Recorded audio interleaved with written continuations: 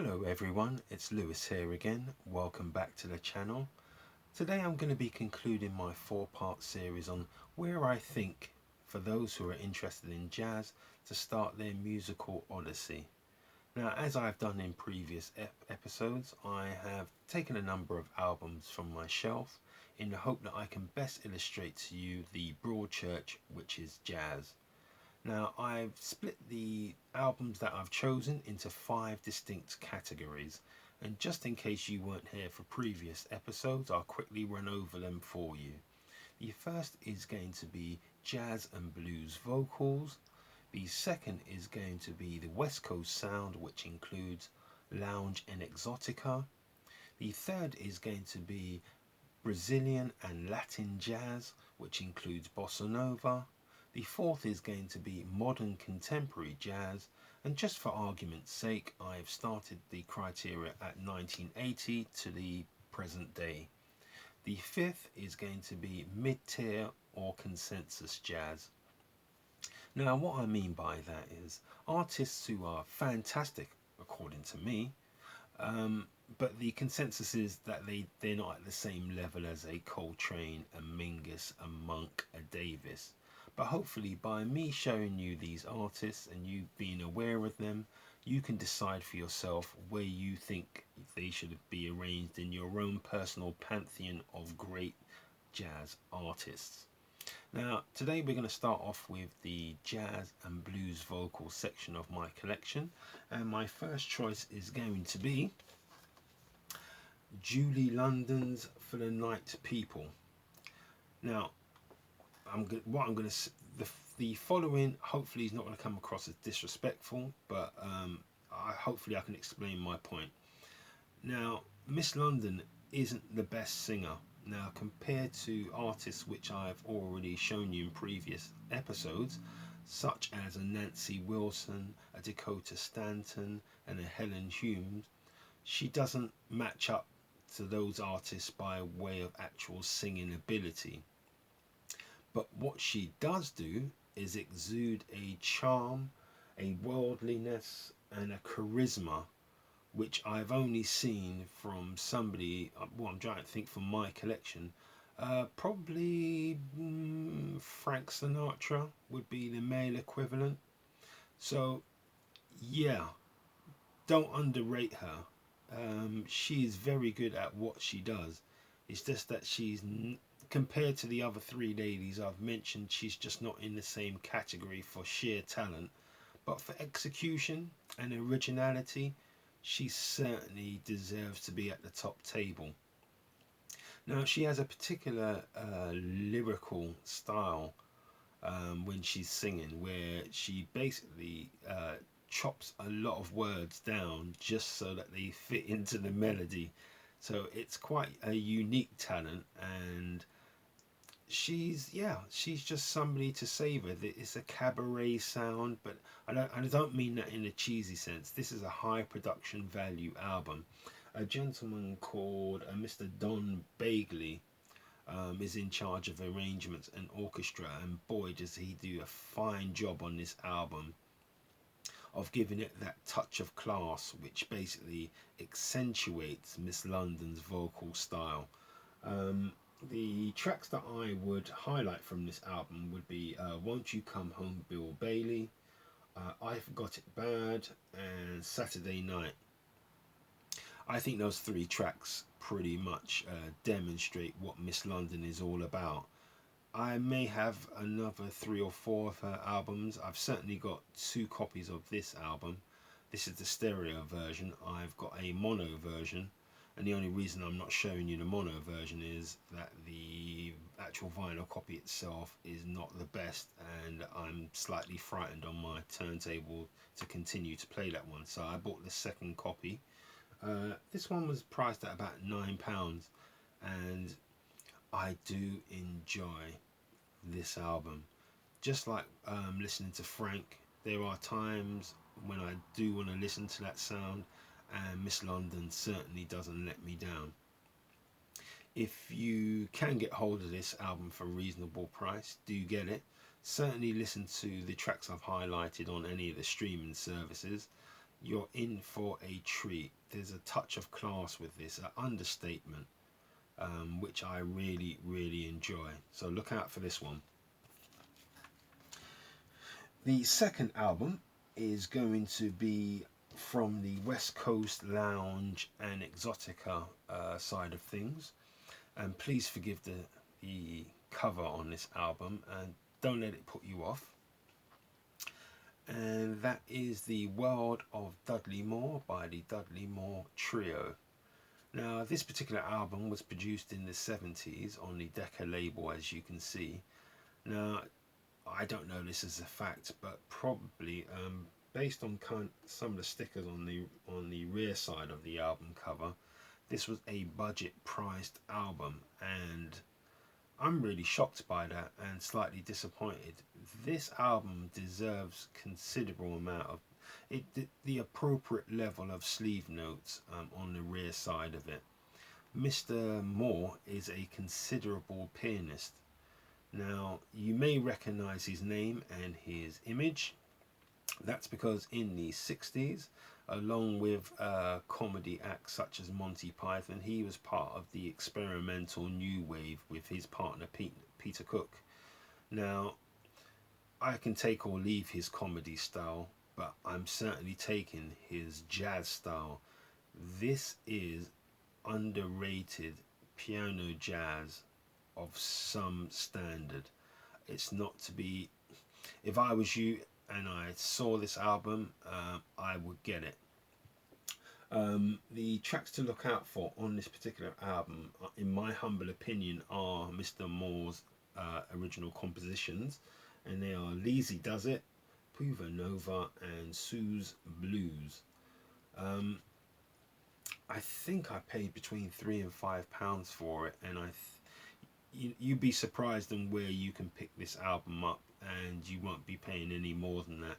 But I know that I've patted myself on my shoulder, in the sense of I know I've won this particular battle. This is a really, really good album. The trio play with a sincerity and an enthusiasm, and there is an underlying quality to this particular album which the cover does not represent. So if you do see it, again, I would say it's kind of like a no-brainer if you can get it for the under £5 mark. But of course, show due diligence and listen to the tracks that I've highlighted beforehand, see if it's the one for you. But I've got to say, this is a quality bit of kit, and it's unfortunate that the packaging doesn't represent that. The third choice today is from the Brazilian and Latin section of my collection, and this album is by a gentleman called Antonio Diaz Mina, otherwise known as Chocolata, and the album was called Eso es Latin Jazz, man. I like that man bit. Yeah, that doesn't. The cover is pretty accurate to what the contents are. This is a really fun Latin jazz album. It's a showcase of the awesome power of the Congo drum, and this is what the speciality of Mr. Mina is the Congo. Now, couple that with a huge Latin horn section, the results are a fantastic Latin jazz album. I really do love the big band sound of it. I love the high production values which are contained on here. Now, three musicians of note on this particular album are Duke Pearson on piano, Clark Terry on trumpet, and Lion Wrong, also known as Leo Wright, on flute. Now, I can only suspect that there was some kind of contractual problem why Mr. Wright had to go under the sobriquet of Lion Wrong, but have a look up for him on Discogs or Wikipedia. It might give you a better idea of why that pseudonym or sobriquet came about, but I can only suspect it's to do with contractual reasons. Yeah, this is a shoulder shuffling Latin extravaganza. Now, of the 10 tracks on here, I'd say at least 8 of them are definitely worthy of your consideration. The tracks that I would highlight would be Mambo Jazz Opus number 7, Kush, and Poinciana. Hopefully I pronounced that correctly, but for those familiar with the channel, I do have a habit of butchering the Portuguese language. Sorry about that. So yeah, I paid I think about £14 for this. You may struggle to get this on vinyl still, but certainly have a listen to it on streaming sites, and you probably can get it on CD as well. So have a look out for this. It's a really good production. I'm certainly happy with it. The next album is from the modern contemporary jazz section of my collection. And if you've seen previous videos, you know how I've been a bit up and down in that section. But this one answers all my earlier issues. This is the Florian Lisi Quintet with the album Cap de Bon Espérance. What a fantastic album cover. I wish I had it in poster size and been able to frame it. I think it's so cool. Yeah, I really love that.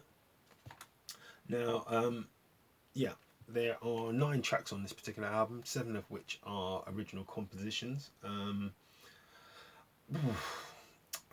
If I had any actual musical talent, this would be the band I would work my arse off to try and get in. But seeing as I don't have any talent in the musical sense, I just like to hang out with them. They are super talented group of individuals.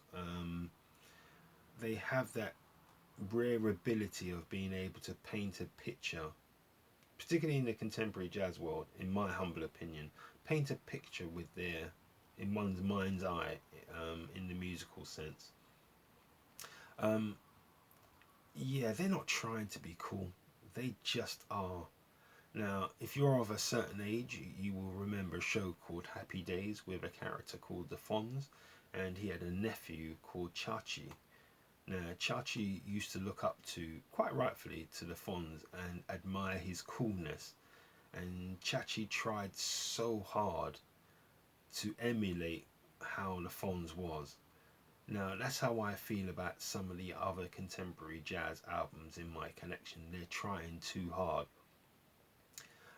This particular quintet are just being themselves, and that's what I admire.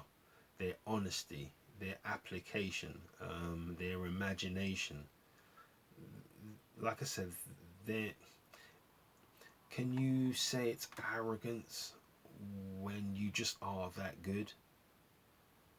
You know, when you're just that cool, because you're not trying to be it, you just are that good. It's a real shame.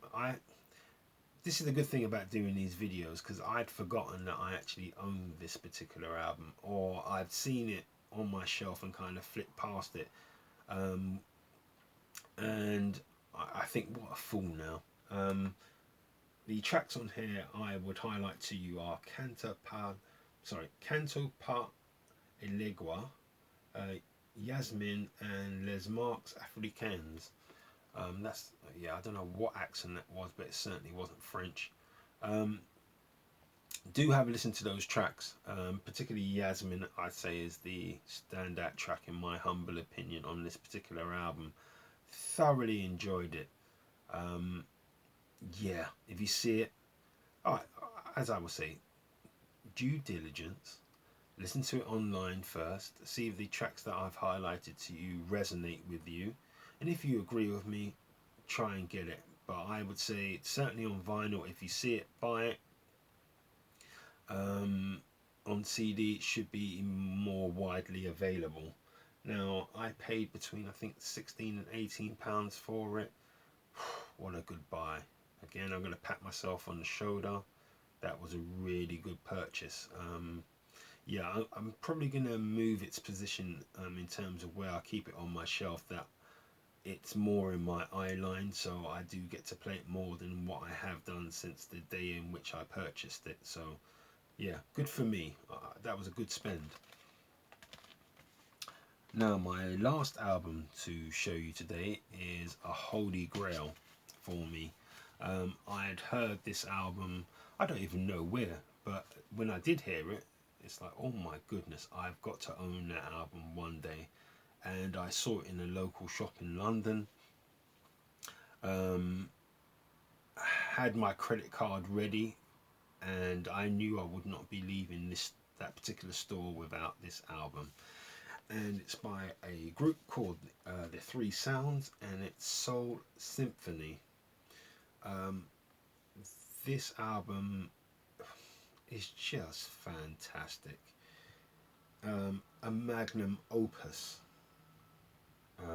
It's just it's high concept. Yeah, I'm almost lost for words on how good this is, but don't let that throw you. My lack of articulation in this particular context is because I know how good this album is as a body of work. It's what I would hope from any artist, and I wish for every artist out there to be able to, in their musical career, to produce something of this quality. This is outstanding. Now, the musicians involved are Gene Harris on piano, Carl Burnett on drums, and Henry Franklin on bass. It's also arranged, conducted, and composed by Monk Higgins.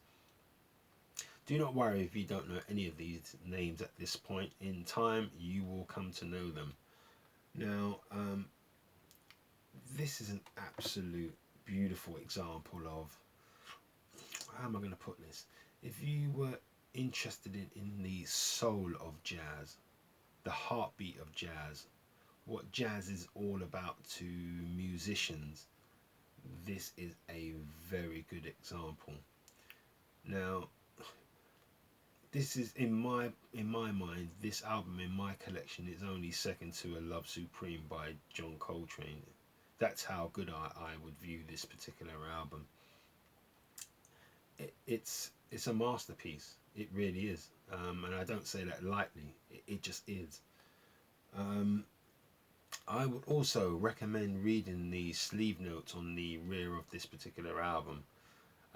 It gives you the context and the intentions behind creating this album. And again, reading those notes brought a lump to my throat because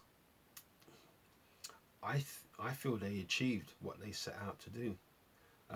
They are very humble in how they explain the background to this album being created, but in my opinion, they've executed it. I paid between £30 and £35 for this particular album, and as far as I'm concerned, it was worth every penny. Um, if I ever see a repress and say it was on 180 grams, I would buy it again instantly and even at double the price just to have. This is not a bad copy, but if I could have a cleaner virgin vinyl copy, oh god, I would spend quite a bit of money on it. This album is that good and it does justify it. Now, for the beginner in jazz, I would say this is a two-part kind of answer to what tracks would I highlight from this album. Now, as the beginner, I would highlight the following tracks: Upper 400 and Black Sugar. Yeah, those are really outstanding compositions, and the way they're played, and particularly hearing Mr. Harris at work, is phenomenal. Um, as one gets more experience in jazz and appreciation of jazz, I will come back to this album and listen to the A side, which is the Soul Symphony.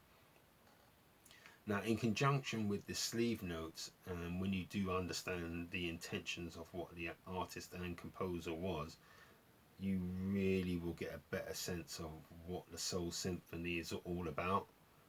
And yeah, if you're not moved by it, that's up to you. But I'd be surprised if you're not moved when you have those two bits of information, both the kind of reading side and the oral side by way of listening to it. Phenomenal album. Yeah, as I said, second only in my collection to John Coltrane's Love Supreme. That's how high I regard this particular album. So for today, that was the last album and the last album in my 4-part series. I hope you enjoyed it. I would like to thank you at this point for giving me your time and listening to some of my musings on the world of jazz and how I interpret some of my purchases. I hope it was useful to you. If you've enjoyed the experience, please consider subscribing, liking and sharing, and feel free to comment down below.